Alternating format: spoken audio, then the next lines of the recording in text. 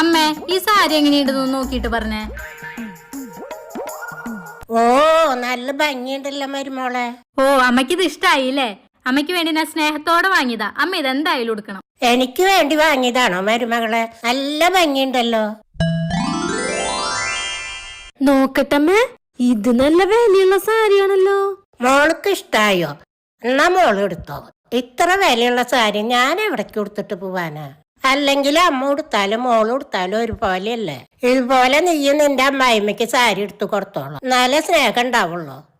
എന്റെ അമ്മ, ഞാനിതുപോലെ സാരിയൊക്കെ വാങ്ങി എന്റെ അമ്മായിമ്മയ്ക്ക് കൊടുക്കാറുള്ളതാ. അവര് നേരെ അതിർത്ത് അവരുടെ മോൾക്ക് കൊടുക്കും. അപ്പൊ ഞാൻ അമ്മായിമ്മയ്ക്ക് വാങ്ങിക്കൊടുക്കല് നിർത്തി.